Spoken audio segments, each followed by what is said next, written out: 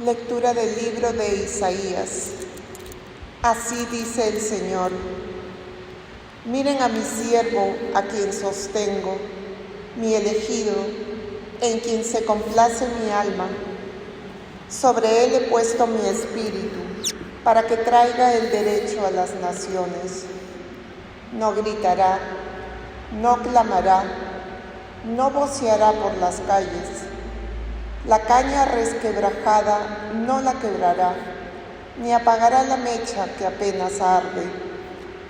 Promoverá fielmente el derecho y no se debilitará ni se cansará hasta implantarlo en la tierra.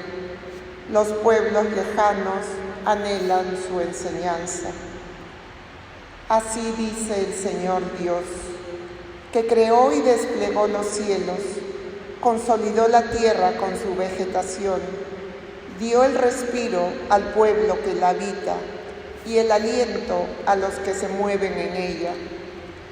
Yo, el Señor, te he llamado en mi justicia, te he cogido de la mano, te he formado y te hice mediador de un pueblo, luz de las naciones, para que abras los ojos de los ciegos, saques a los cautivos de la prisión y del calabozo a los que habitan las tinieblas. Palabra de Dios. El Señor es mi luz y mi salvación. El Señor es mi luz y mi salvación. ¿A quién temeré? El Señor es la defensa de mi vida. ¿Quién me hará temblar? El Señor es mi luz y mi salvación. Cuando me asaltan los malvados para devorar mi carne, ellos, enemigos y adversarios, tropiezan y caen. El Señor es mi luz y mi salvación. Si un ejército acampa contra mí, mi corazón no tiembla. Si me declaran la guerra, me siento tranquilo. El Señor es mi luz. Espero gozar de la dicha del Señor en el país de la vida. Espero en el Señor. Sé valiente, ten ánimo, espera en el Señor. Salve, Rey nuestro. Solamente tú te has compadecido de nuestros errores. El Señor esté con ustedes. Lectura del Santo Evangelio según San Juan. 6 días antes de la Pascua, Jesús fue a Betania, donde vivía Lázaro, a quien había resucitado de entre los muertos. Allí le ofrecieron una cena. Marta servía y Lázaro era uno de los que estaban con él a la mesa. María tomó una libra de perfume de nardo, auténtico y costoso. Le ungió a Jesús los pies y los secó con su cabello, y la casa se llenó de la fragancia del perfume. Judas Iscariote, uno de los discípulos, el que lo iba a entregar, dice: ¿por qué no se ha vendido este perfume por 300 denarios para dárselo a los pobres? Esto lo dijo no porque le importasen los pobres, sino porque era un ladrón y como tenía la bolsa se llevaba lo que iban echando en ella. Jesús dijo: déjala, lo tenía guardado para el día de mi sepultura, porque a los pobres los tienen siempre con ustedes, pero a mí no siempre me tienen. Una muchedumbre de judíos se enteró de que estaba allí y fueron no solo por Jesús, sino también para ver a Lázaro, al que había resucitado de entre los muertos. Los sumos sacerdotes decidieron matar también a Lázaro, porque a causa de él muchos judíos se les iban y creían en Jesús. Palabra del Señor. Muy queridos hermanos, estamos ya en el lunes santo, en el lunes de la Semana Santa, y en este lunes se nos presenta este pasaje, diríamos, de la unción para la sepultura de Jesús. Este tema es muy denso y en la Iglesia a lo largo de los siglos se ha meditado mucho en él, porque este pasaje tenemos que leerlo justamente junto con el pasaje de la Pasión del Señor, que en la versión de Juan nos habla de Nicodemo y de José de Arimatea. José de Arimatea va a dar el lienzo para envolver el cuerpo del Señor.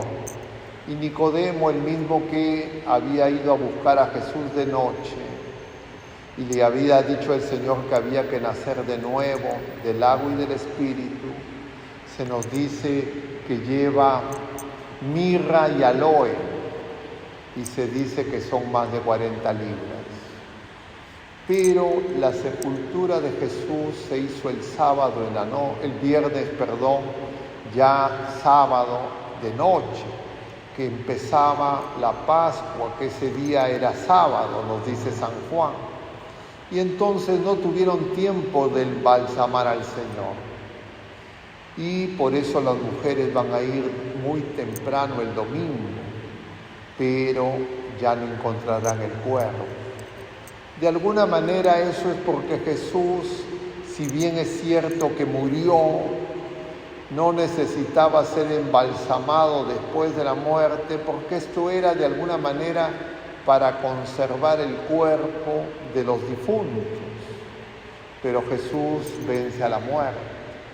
Y entonces es en este acto que entiende San Juan donde se está haciendo la unción para embalsamar al Señor. Y no se hace con mirra y aloe en esa cantidad extrema que era lo propio para un rey que menciona el mismo San Juan, sino se hace con un perfume de nardo puro que costaba alrededor, según lo que calcula Judas, 300 denarios, es decir, 300 días de trabajo de una persona. Judas cree que eso está siendo un derroche, que mejor es venderlo para darlo a los pobres, pero en realidad lo que se nos dice es que era un ladrón, porque tomaba de lo que se echaba para las limosnas. Pero el ladrón nos hace recordar que el Señor es sepultado ante dos ladrones, dos bandidos. Es decir, todos nosotros de alguna manera le robamos al Señor, que como muchas veces ni cuenta nos damos. Es más, cuando veíamos en la tercera semana, domingo de la tercera semana de Cuaresma, cuando el Señor purifica el templo, va a decir en los sinópticos, han convertido, no en Marcos, han convertido mi casa, que es casa de oración, en cueva de bandidos, en cueva de ladrones. Es decir, de alguna manera, todos nosotros ante el Señor le arrancamos, le quitamos lo que solo a Él le corresponde. Pero no porque nosotros podamos quitarle algo a Él, sino porque Él, manso y humilde, deja que nosotros nos acerquemos y muchas veces nos acercamos a Él sin una intención recta. Significado en esa muchedumbre y en esos familiares que se acercaban al Señor por interés, como el pueblo de Nazaret y como los familiares que querían que Él haga milagros, que haga signos. Pero el Señor nos va a dar algo más grande, Él mismo. Y en realidad ese frasco de nardo es Cristo mismo, que deja que el centurión con la lanza atraviese su costado, de la que brota agua junto con la sangre, que es más que ese perfume y que nos da la vida, y que nos da no solo la vida nueva, sino nos da la vocación a la santidad. Nos llama a la vida nueva y eso empieza desde el bautismo. Y entonces uno puede detenerse leyendo cada pasaje de la pasión y de la muerte del Señor y uno encuentra el juicio del mundo, como el Señor mismo dice: ya ha llegado la hora de que sea juzgado el príncipe de este mundo. Y nosotros, por estar en el mundo, de alguna manera se nos pegan las cosas del mundo y necesitamos que Él nos purifique. Y Él nos purifica con el agua y con la sangre y el Espíritu, como dice San Juan en la primera carta. 3 son los testigos: el agua, significada en las purificaciones del bautismo, de los sacramentos; la sangre, significada en la vida nueva, en la Eucaristía, en que Él nos convoca y nos llama a unirnos a Él; y el Espíritu, que tiene que en nosotros movernos para que nosotros podamos amar como Él nos ama y ser uno como Él y el Padre Eterno son uno, para que el mundo crea. Es el misterio de la Iglesia: Jesucristo cabeza y su cuerpo, pero ese cuerpo llagado tiene que ser curado y solo lo puede hacer esa sangre vivificadora y ese fuego de amor.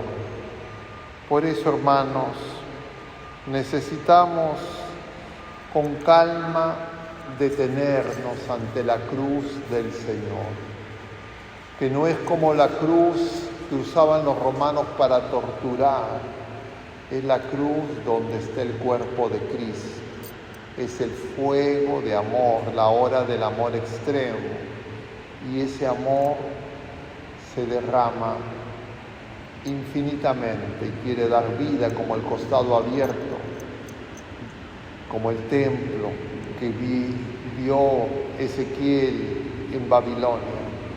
Y Él es el que nos va a ungir a nosotros, Él es el que nos va a embalsamar para que nosotros no seamos derrotados por la muerte, sino participemos de la vida. Pidamos pues hoy por todos nosotros aquí presentes, por la Iglesia Universal, para que podamos encontrar en Cristo Jesús el camino y la verdad y la vida, y así participemos de la victoria pascual, ahora que el Señor resucitado viene a nosotros manso y humilde, para que nosotros podamos unirnos a Él. Que el Señor nos conceda una fe viva, una firme esperanza y una ardiente caridad, y que nuestra Madre Santísima nos muestre a Jesús. Que así sea.